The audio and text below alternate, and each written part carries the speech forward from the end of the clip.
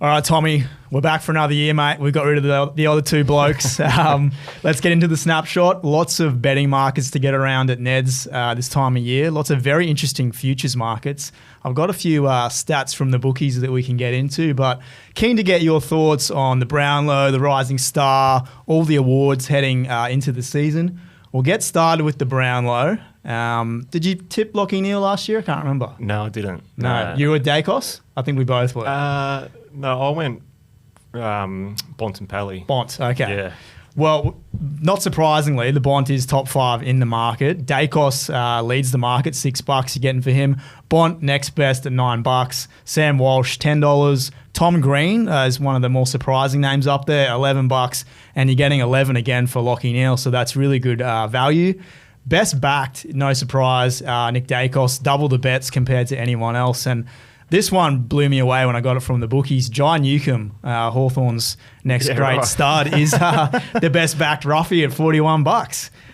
But look, the name I really want to talk about here is Sam Walsh. So already set to miss round 1 with back issues again. Played only 18 games last year. Did win the Gary Ayres medal for his performance through the finals.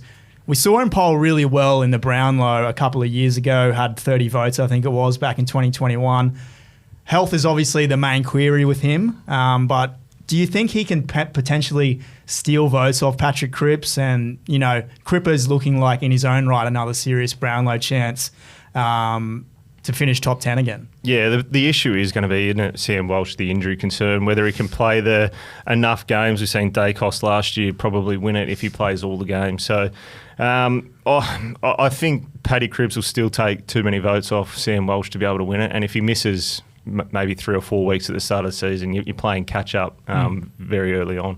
No, absolutely. And from what we've heard through the off-season, it sounds like Cripper's been working on his goal kicking, so that could set him apart in this market compared to Walsh as well. We'll move on to the Rising Star, another really interesting market, and it's going to be a big watch this year with the first number 1 pick, Harley Reid, making his debut. Top 5 in the market. Reid is $3.25.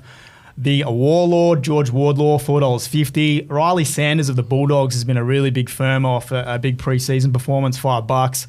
Colby McKercher for North, $6. And then Angus Sheldrick for the Swans, you get $13 for him. Best backed has been Riley Sanders. He's into $5, as I just said.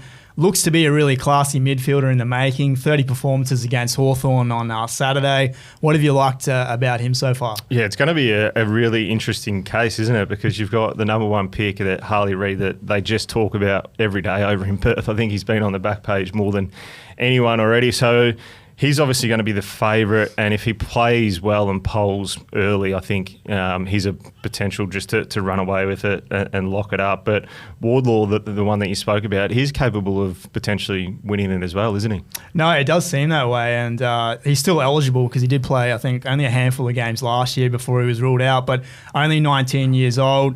I guess the thing with him, though, do you think he's a very aggressive midfielder? You know, he's going to be polling quite highly in the tackle count each week. Do you think that lends him to receive votes in a market like this? Well, it's interesting, isn't it? Because it goes on the commentators or the people on their selection panel that ends up voting on that award. Do they value the defensive side of it as much as the offense? Probably not. History would tell us that. But if he can string those consistent games together defensively and offensively, then he's certainly a massive show. No, it does seem that way. Like he did lack the disposals a few times last year, had a couple of games of less than 10, but I guess the other big name worth mentioning in the Rising Star market is Caleb Windsor for the D's. You're getting $15 for him. Couple of goals last week against the Blues, and looks like he could be in line for his debut against the Swannies on Thursday night. Coleman medal. This is always another big one with a lot of emerging forwards entering the fray this year. Top 5 in the market. Charlie Curnow, $6. Jezza Cameron, $8. Nick Larkey, $8. Tom Lynch, $9. Tex Walker, $11. Best backed has been Nick Larkey. And Oscar Allen has actually been the most popular roughie at $21. Pretty keen to get your thoughts here, Rocky, on Big Joe Danaher, because that's who I fancy in this market. He's a little bit further down at $17, was 5th in the Coleman race last year, 61 goals, huge in the granny, booting 3, had 10 overall across the stretch of the finals. Do you think Danaher, given his, he has a lot of yips and woes in front of goal, do you think he's capable of winning this? He is, but the thing that will hurt him is there's so many avenues for goal for the Brisbane Lions. You look at that forward line, there's just a potent forward line everywhere you look. Charlie Cameron's always going to bob up for 4 or 5, so Joe's going to have to kick a couple of big bags if he is to win that. I think Nick Larkey's if they can win a few more games in North Melbourne, we've seen how good he was last year in a team that didn't get many opportunities. He's probably the leader for me. He might be hard to run down if North can kick bigger scores as well. But again, Curno's always going to be there. Carlton will win enough games. But for me, Danaher, the only thing that's going to hurt him is there's too many good players in that forward line. Do you think we're going to see like a little bit of a change in the Brisbane forward line maybe as the season goes on? Will they lean towards getting some more of those smaller forwards like Rayner in there and Lincoln McCarthy to sort of mix it up? Or do you think they're still going to be very Joe-oriented? I think they'll still play Hipwood, Danaher, Cameron. The small guys will go through there, Zorko and the other guys that you mentioned. So that's the thing. They've just got weapons all over the park in that front half of the ground, the Brisbane Lions. So Joe's biggest challenge would be kicking enough and taking a few goals off the others. But we know he loves to kick a goal and he gets those blinkers on when he's sort of inside 70. So, but for me, it's just there's too many options down there. What do you make of Hipwood? Because you can't blame the grand final loss on him, of course, but he did have a couple of moments where he probably wanted him to step up a bit more and take more of a role as a forward. Do you think there's any chance of him being dropped somewhere during the year? Or? Well, I don't think so. He's a confidence player. We know that. If he can get going early on in games, he's what he can provide for that forward line. He takes a good defender. I don't think he'll get dropped, but we know he's a confidence player, so he's going to have to take his opportunities when they come. Another forward line that does look to be very interesting is Essendon's. Had plenty of troubles last year. They're still searching for a small forward as we head towards round 1. The geniuses here at Neds have come up with a lot of interesting exotic markets that you can bet on, punters. And one of the ones that really stands out to me is Essendon to finally win a final at $6. We already know about the drought. I don't need to remind you all of that. The first part of this equation is the Dons actually have to make it first. But I think it sort of gets lost sometimes that this was a team that was sitting inside the 8 right up until round 17 last year. Opened the first month 3-1, knocked off Carlton and Adelaide through June and July, and then fell away towards the back half with some big injuries. Just give me your thoughts here, Rock, on Essendon. They've added a couple of interesting players, Ben Mackay, Jade Gresham during the off-season.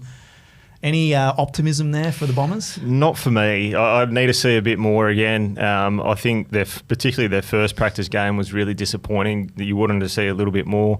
They've recruited for the now, so they've brought players in that they think can instantly help them.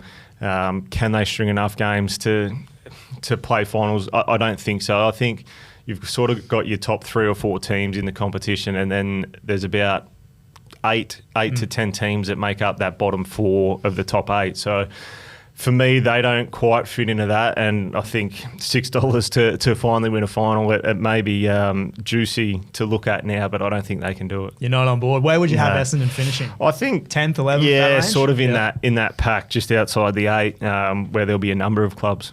Well, let's get on to a bet that I'm hoping you're willing to take with me. We're in charge of the multi this year because the other blokes... We didn't have great success last year. You and I were the 2 best tipsters on the show, and Dylan couldn't hit the broadside of a barn. So we're going to lead it off. We've only got 4 games to pick from in opening round. I really fancy the Sydney Swans on Thursday night against Melbourne. I think this is a kind of like a new page for them after what happened last year, coming off that grand final belting. This is obviously a really talented list, and I think we're going to see guys like Errol Goulden in the Brownlow mix.